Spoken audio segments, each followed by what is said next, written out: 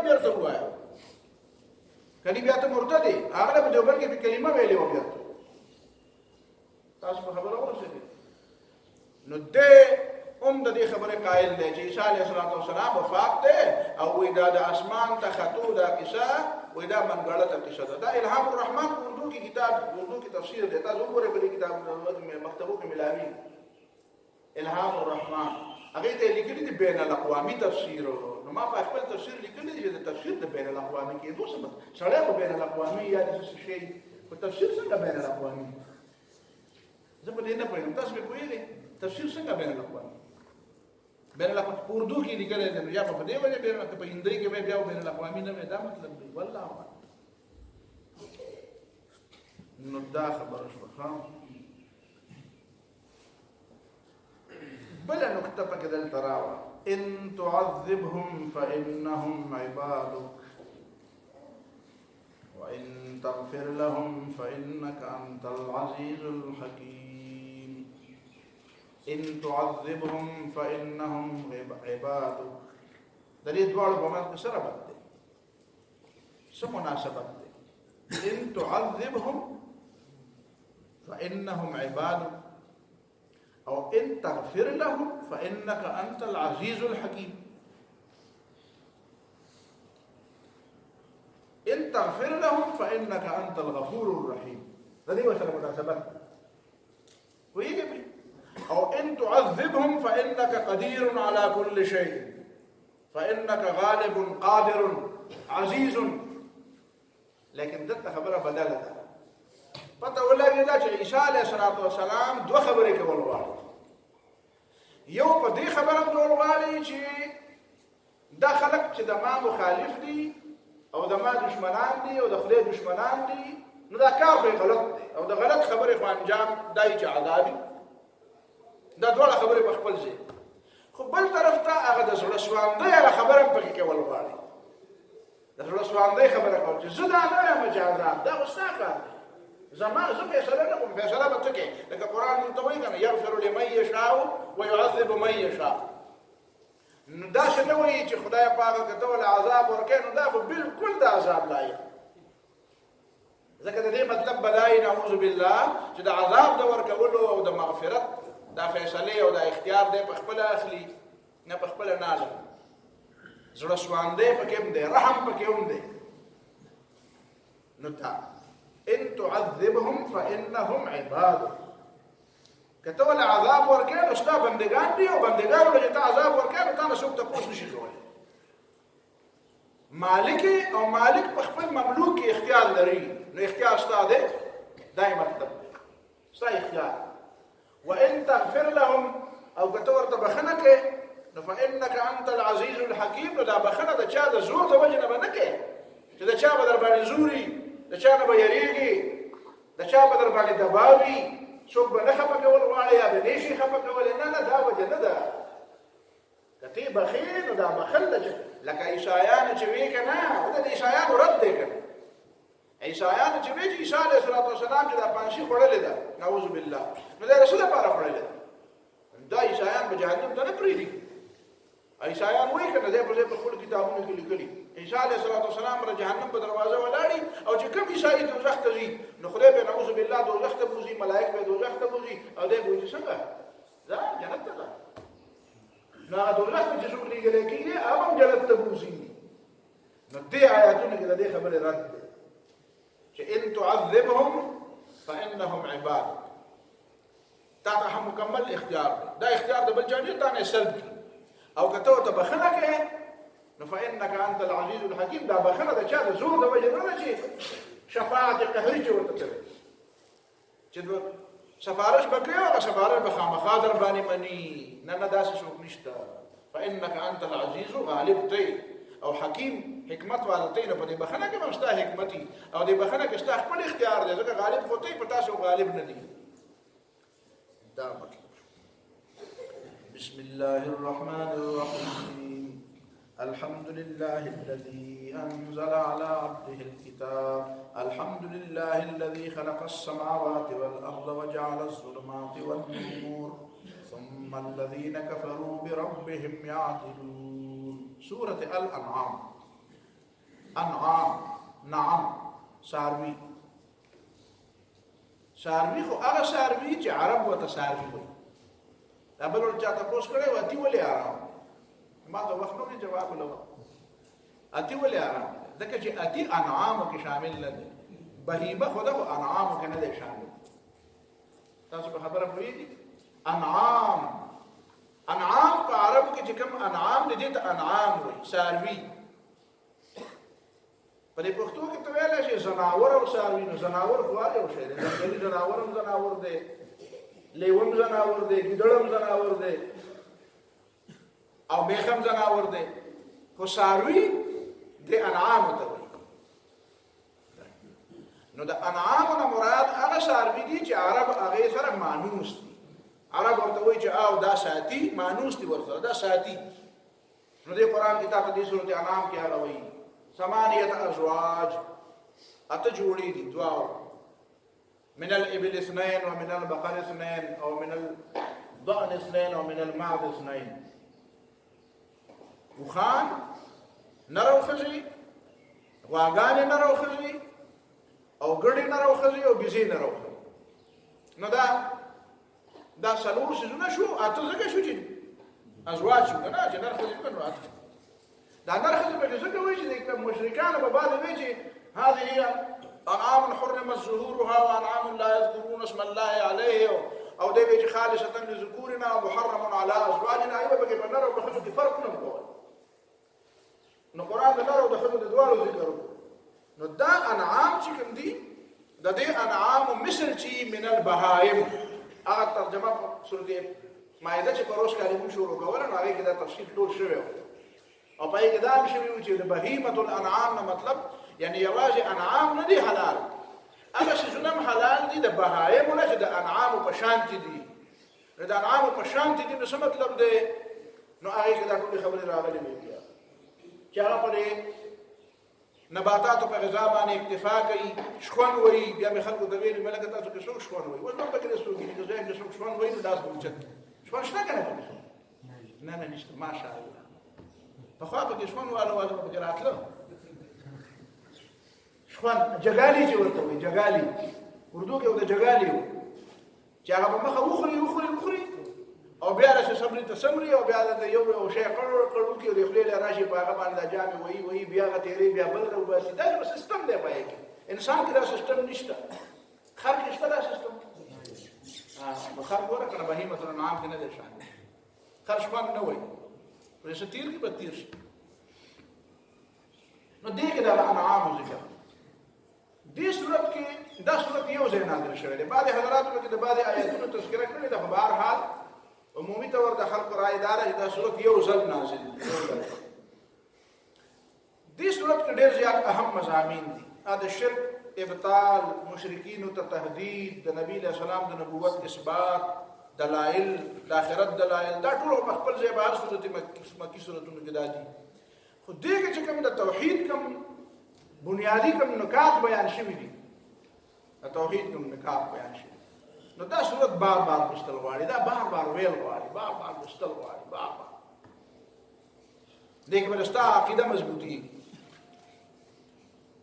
بله خبره د دې صورت په باره کې دا ده چې د خلکو دا کومه غلط فهمي ده دا په اول کال په درس کې مونږ ویلي خو بیا به لږ راتازه چې خلک وایي چې دا احکام او دا د اقامت دین خبرې او د دین د غلبې خبرې او د جهاد خبرې او د دشمن سره د مقابلې خبرې او دا د دې توحید ربوبیت دا خبرې وایي دا فرق صرف په مدني صورتونو کې مکي صورتونو کې نشته. حالانکه دا خبره غلطه ده. دا واحد صورت دی چې په دې کې د اطاعت د غیر الله ته په صریحو الفاظو کې شرک ویلی شوی دی. دا چې په دې مدني صورتونو کې هم نه دی ویلی شوی. دا صورت چې دی ولا تأكلوا مما لم يذكر اسم الله عليه وإنه لفسق وإن الشياطين ليوحون إلى أوليائهم ليجادلوكم وإن أطعتموهم إنكم لمشركون. اطاعت د غیر الله ته مطلقاً شرک د شرک اطلاق کې کړی دی او دا په دې صورت دا په دې مکي صورت کې دا اطلاق شوی. نو دا خبره چې خلک کوي چې یاره په مکي سورتونو کې دا قسمه خبرې نه وي او د عربو عجیبه غونډه کې د توحید څخه سبق جوړ کړی دی د عربو توحید الوهیت دی او توحید ربوبیت دی او توحید فی الاسماء والصفات دی خدای خبر چې دا داسې ضرورت نه کته به وایي دا د پیغمبر ویلي چې توحید درې قسمه دی دا پیغمبر علیه السلام نه دی ویلي توحید درې قسمه نو دا چا ویلي چې چا ویلي ته خو داسې د خلکو د ضرورت هر پلار بچی ته وایي هر مور خپل لور ته وایي او زوی ته وایي هر استاد خپل شاګرد ته وایي په امتحاناتو کې د خلکو نه تپوس کوي توحید په څو قسمه دی وایي په درې قسمه دی توحید الوهیت توحید ربوبیت توحید فی الاسماء والصفات او الرحمن على العرش استوى بك بالکل لازم نه نور آیاتونه بك لازم نه دي خدا بك لازم دي دا بك خامخا دا کوم قسمه خبره تایید ده دا چا نه ذکر کړی دا تقسیم د دریو چا رسول الله صلی الله علیه وسلم کړی نو که رسول الله صلی الله علیه وسلم کړی راته خو توحید دا توحید دا درې خبره دا بل دکې لکه زمون په وطن کې یو شپږ کلمې بل دکې وای کلمې شپږ یا دا کلمې خو کومې کلمې شپږ خې کبدي وکه خې کلمې شپږ نو الله تعالی خو وایي ولو ان ما في الارض من شجره اقلام والبحر يمده من بعده 7 أبحر نو ما نفدت كلمات الله په دې ځمکه کې دا څومره وبدي کې د دې په شان وو نور شي او د ځمکه کې دا څومره ونی بوټي دا ټول قلمونه شي او په دې وبو صحیح شي او دا لیکل شروع کی نو ما نفدت كلمات الله کلمې به ختم نشي د الله تعالی نو ته به شپږ خو ما په دې پین باندې شپږ څه وزره لیکل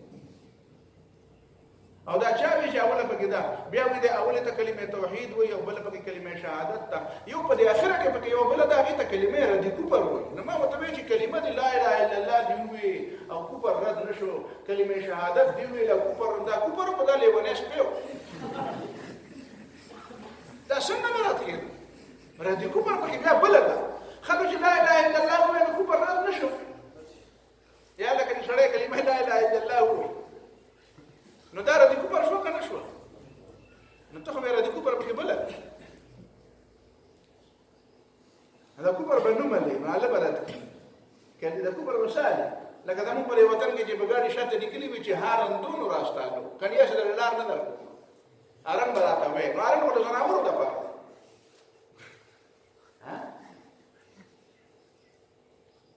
نو دا کوم ځای نه شپږ دي زه دا نه یم چې دا کلمې ښې نه دي ما ولې نه دي ښې خو دا وایم چې دا پکې چا ویلي دا پکې اوله ده او دا پکې درېیمه ده او دا پکې درېیمه ده او د دې پکې دا نوم دی د یوې پکې رد کوپر هم نوم دی تاسو له درجې ته رد کوپر والا نو یو پکې نو دا نومونه پکې ولا چا یې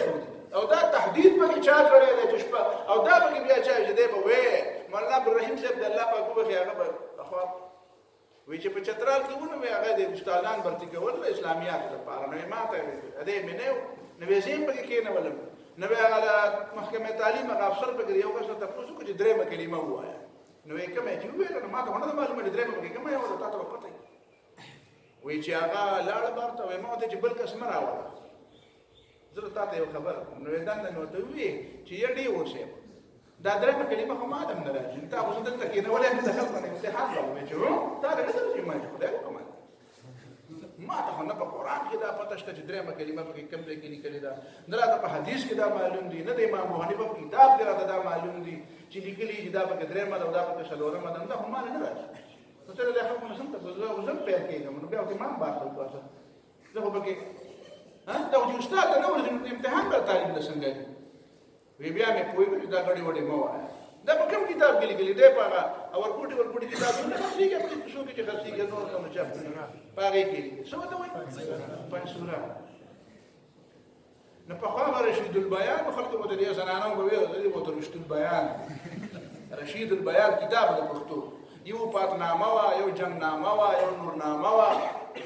په بار بسناوایم د سبحان خپل یاران سو مې وی د جبتوان خپل دا او یو پاتنامه وا جنگنامه نورنامه او رشید البیان دا به داسې کتابونه به یو کلمې بهرحال توحید شرک دا شرک دایز دغه وان اطعتموهم انکم لمشركون دې ته کوم قسم شرک دا کوم قسم توحید دی عرب استاد ته عرب استاد درې توحید د کړه د توحید درې ټکی د کړی نو دا وإن أطعتموهم إنكم لمشركون دا به شامل نه شامل نه دا به خپل بچو ته ویل کنه دی ویل دا به ته وایي دا به کته یو کړل اطاعت غیر الله شرک دا په دې صورت وي په مکی صورتونو کې دا نن لګا دی مکی صورتونو مخکې ما دا تفصیل کړی خو تر شي وایي دا کوم سورة أعراف کې قل إنما حرم ربي الفواحش ما ظهر منها وما بطن والإثم والبغي بغير الحق حرم ربي الفواحش ما ظهر منها وما بطن اما بکی سورتون دا رستا ویل للمطففین چې پرون تا تماوي دا کوم سورت دی دا مکی سورت دی پته لګي دوه تلې مساته ویل للمطففین الذين اذا اكتالوا على الناس يستوفون دا ویل چې په دغه ونه ورځي دا په مکی سورتونو کې نشته دا به دا تبت دا ابي لهب دغه ده کنه دا نو دا مکی سورت ده کوم دلیل دی سورت الله کوم سورت دی دا سورة أعراف حرام وحلال واسألهم عن القرية التي كانت حاضرة البحر أصحاب السبت بعد عذاب راغي فلما نسوا ما ذكروا به أنجينا الذين ينهون عن السوء وأخذنا الذين ظلموا بعذاب بئيس بما كانوا يفسقون فلما عتوا عما نهوا عنه قلنا لهم كونوا قردة خاسئين حرام وحلال نه پیژندل د خالق ورته احکام کو د احکام خلاف ورزي کول نو الله تعالی د شاروبان جوړ کړو نو دا کوم صورت دی سورۃ اعراف دی او سورۃ یوسف خبره ده ارسل وي سورۃ یوسف ان الملك ان الحكم الا لله دا کوم ځای کې بار بار پکې راځي نه راځي ان الحكم الا لله نو دا سورۃ یوسف نه ده رب قد آتيتني من الملك وعلمتني من تأويل الأحاديث مولا مالا دي حکومت را کړل نو دا د حکومت خبره په سورۃ یوسف کې دي کنه دي ورفع ابويه على العرش وخروا له سجدا خپل پلار او مور یې سره په تخت کې نه ول نو تخت پکې راغلی په مکی سورۃ کې نه دی راغلی یاره دا سورۃ اعراف بیا ورپسې راشه قال الملأ واتو زینو کې پیغمبر خبره کړو ملأ ورته راپاسي ملأ سرداران نو دا سرداران سره یاره کله پیدا شو دا مکی سورتونو کې دا خبره مکی سورتونو چې سرداران سره یاره پیدا کړي دا سره چې خبره کوي دا خطرناک دي نو دا مو چې دا مکی سورتونو نه منزل خو هغه وکنه منزل خو تعالی ته خوندل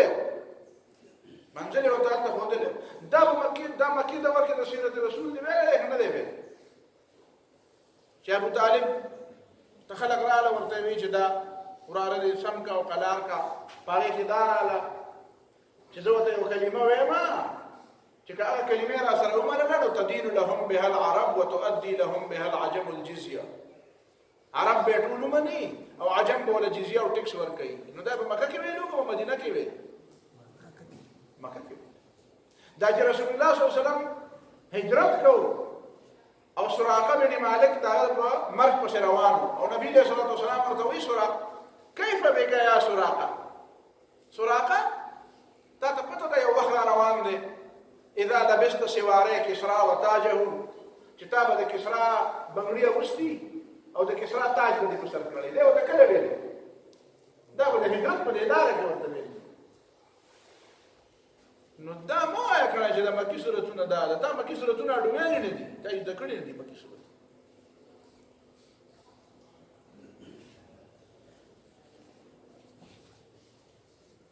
قال الملأ بعضا دلته په دې صورت کې په دې سورۃ اعراف کې د استخلاف خبره راغله استخلاف خبره چې موسی علیه السلام ته قوم وی چې اوزینا من قبل ان تاتینا ومن بعد ما جئتنا نو چې تراله نو مسلې بلګي آسان شي ته چراله ته ولا خبر لغره ورسته مو په لغره نو ورغلی او وجلوي واستمم نفرې دي او هغه تراته وی فرعون له لغره او فرعون ورانی شي نو زموږ استاد مثال دا شه دی لکه د شپږکینه چې بیزا شرم خونی شي نو شرم خو یو طرف ته نیولې او شپږکې د دې خورا کاوینه په منځ نیمه موسی علیه السلام ته موږ سره دا کار نو موسی علیه السلام ورته وی څه ورته كلا إن معي چې استعینوا بالله واصبروا، استعینوا بالله واصبروا ان الارض لله يورثها من يشاء من عباده. ان الارض لله، زمکه د خلق نه دي، زمکه د الله تعالی او يورثها من يشاء من عباده. نو د زمکه د اختیارات خبره په کوم ځای کې وکړه؟ په مکی سورۃ کې وکړه. نو دی وای نه دا مکی دا مکی دعوت دی، نه په مکی دعوت کې خو سبا له شراب ملال نه بل ور بیا بوتل په پړه ګرځي. ها دې ته دا اړولې ده، دې ته به دا اړولې دا پکې د کوم ځای نه رااله. بسم الله الرحمن الرحيم. الحمد لله الذي خلق السماوات والأرض وجعل الظلمات والنور. طول صفتنا د خدای هغه الله لذي خلق السماوات والأرض چې اسمانونه او ځمکه پیدا کړو، وجعل الظلمات والنور او پیدا کړ تیارې او رڼا. ګور همیشه د پاره تیارې جمع ذکر کړي او نور مفرد ذکر کړي، او همیشه د پاره تیار مخکې ذکر کړي او رڼا وروسته ذکر کړي. تیار مخکې ذکر کړي او رڼا وروسته ذکر کړي. یو روایت پکې د ابو سعود او قرطبي او د ټول نقل کړی دی چې الله تعالی اسمانونه پیدا کړل، به ځمکه پیدا کړه. دا و دې کې فرق شته، دې کې خبره کې لږ خبره شته چې د ځمکه پر کائنات کې دنه ده. هو الارض بعد ذلك دحاها، په پیدایش کې وګو دحاها بیا رښتو اوبه تفصیل په خپل ځای راځي. بیا وی تیارې مخکې پیدا کړې، تیارې مخکې پیدا کړې، رڼا یې وروسته پیدا کړې، جنت مخکې پیدا کړې او جهنم یې وروسته پیدا کړې. ظلمات جمع وي، نور همیشه یو وي. د کفر بشمیره شکلونه دي، ایمان او توحید او دین یو دی په ټوله دنیا کې. دین دغه اسلام دی، بل دین نشته. هر پیغمبر اسلام یو دین پیش کړ، دا رڼا ده، د انبیاء او تعلیمات رڼا ده. نو دا رڼا هم دغه یو ده. او ظلمات خو بشمیره دي، ظلمات. البته دلته دا د خلقه او د جعله خبره ده. نو خلق السماوات والارض او جعل الظلمات والنور. جعل په معنا د خلق نه دا تفنن دی. جعل کله بسيطي او کله مرکبي. نو جعل الظلمات والنور الله تعالی دا وګرځول د تیارې او د رڼاګانې د دې لپاره چې خلق په دې هدایت بیا. یعنی مطلب دا دی چې تیار نه برابري رڼا ته. دا ګوره کنه الله ولي الذين امنوا يخرجهم من الظلمات الى النور والذين كفروا اولياءهم الطاغوت يخرجونهم من النور الى الظلمات. ګوره د ظلمت او د نور تذکره کې نه، نو په ظلمت او د نور په تذکره کې هغه مثال مخکې کې چې په کوم د ظلمت مخکې راغلی د نور وروسته راغلی، او هغه مثال وروسته وي چې په کوم د نور مخکې او ظلمت وروسته. دا دې مطلب څه دی؟ دې مطلب دا دی چې ته ګوره یې په تیار کرنا د قرآن او سنت دې حاصله نه کړو، نو دې معنا دا دی چې ته یې په تیار بل خبره د ضرورت نشته. یعنی گویا کہ تو یہ پتیار کے تو یہ پتیار ہے. اگر حدیث کی جراغلی دی کہ ہر سوک گمراہ دے، ہر سوک گمراہ دے سوا دا کشانہ چاہ اللہ ویزہ ہوتا ہدایت. ہر سوک وگے دے سوا دا آگے چاہ اللہ تعالیٰ وی جزے موت. ہر سوک بربند دے سوا دا آگے چاہ اللہ تعالیٰ وی جزے جامع ورکا. ہر سوک گمراہ دے سوا دا آگے چاہ اللہ تعالیٰ نے نور والی، اللہ تعالیٰ نے ہدایت والی، اسلام نے ہدایت والی. نجی بدار دې خبره رڼا دلیل شو چې چا د قرآن او سنت نه هدایت نه دی اغوستی، نو بدار دې ګمراه. په د ګمراهۍ بل دلیل ته حاجت نشته، او دغه دلیل کافي دی چې د قرآن او سنت نه راهنمایي نه ده او ثم دلته د استبعاد دپاره دی. ثم الذين كفروا بربهم يعدلون. ثم د دې باوجود بیا خلق د خپل رب سره خلق نور خلق شریکان کوي.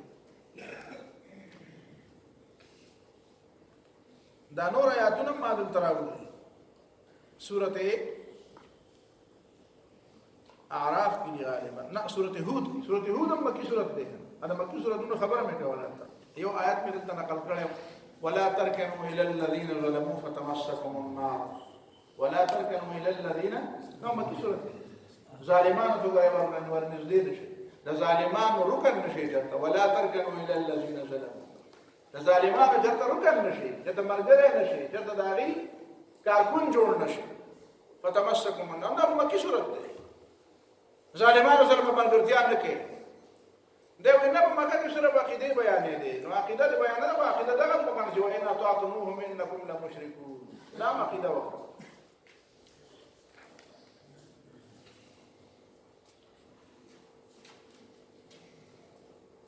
ومنهم من يستمع إليك وجعلنا على قلوبهم أكنة أن يفقهوا وفي آذانهم وقرا وإن يروا كل آية لا يؤمنوا بها حتى إذا جاءوك يجادلونك يقول الذين كفروا إن هذا إلا أساطير الأولين. أساطير أسطورة أفسانه ته عام طور باندې خلک درې ترجمه کوي کیسې نو قصه پرې کله ټیک نه په دې عربی ژبه کې قصص جدا شی دی او قصص جدا شی. قصص خو د قصې جمع ده، قصص مصدر دی. فاقصص القصص نحن نقص عليك احسن القصص. نو خلک د قصص او د قصص په منځ کې فرق نه کوي. قرآن قصص نه دی بیان کړي. لقد كان في قصصهم عبرة لأولي الألباب. بیان ورته وي. دا خلک چې الزام لګي نو دا قرآن ته اساطیر وایي. اساطیر وره قصو ته نه وایي. قصه خو ټیکه مې غلطه ده. قصه خو دروغجنه مې او ټیکه. اسطوره معنا افسانه پیژنې. د ځان یو شی جوړ درو ناول. نن سبا چې بری کې څوک ماهر وي دا ډېر غټ ادیب دی، ما غټ دروغجن دی دا غټ ادیب دی. په دروغ فخر کوي، دروغ کیسې جوړوي. ناول نگار، دروغ، افسانې، ناول، ډرامې دا ټول دروغ دي. دا دروغ څو لیکل دا د مهارت ښکاري. قرآن ته چې خلکو اساطیر ویلي دي نو دا معنا نه ده چې سړی کیسې کوي، نه چې که واقعیاتو کې ورته وایي چې دا قصه شوې ده او ته یې راته کوي خو بیا خو به هم څه عبرت اخیستی کړم. وایي نه اساطیر دي، وایي دا افسانې دي. نو زما رایه دا ده چې د دې دپاره دا ترجمه ټیکه ډېره زیاته لکه ګوره دا تفسیر قرطبي ترجمه کړې ده چې جوهري وایي. جوهري خو پېژنې که نه صحاح اللغه والا صحاح اللغه د دې لغت د کتابونو ډېر مکاتب دي. نو د صحاح اللغه پکې ځان له باقاعده مدرسه ده. د لغت ځان له مدرسه ده. که د لغتو دا ډکشنریانې دا لغات کتابونه راجمع کړي نو د لسان العرب ځان له مدرسه ده. د کتاب العلم مدرسه ځان له ده. د قاموس ځان له ده. د قاموس چې کومه بیا شرحه ده څه شی دی د قاموس شرح ده ابو مرتضی حسن زبیدي باندې نو هغه ځان له دغه مدرسه ده. د دې جوهري بیا مدرسه ځان له ده. د لسان العرب والا د ابن منظور مدرسه ځان له ده. د ابوبکر رازي ځان له ده. نو دا جوهري پکې د بعض خلکو ډېر زیات وخت دی. پخوانه خلکو دغه حوالې نقل کوي. هغه وایي الاساطیر الاباطیل والترهات. ترهات معنا هسې دوڼې موړې. نعوذ بالله من ذلک. نو داسې بیا نه وایي دا قصې دي. وایي نه باسې نعوذ بالله د لمونځ د دومره څه لګیا دی څه وایي افسانې بیان. ان شاء الله العزیز دا وروسته به بیا شي.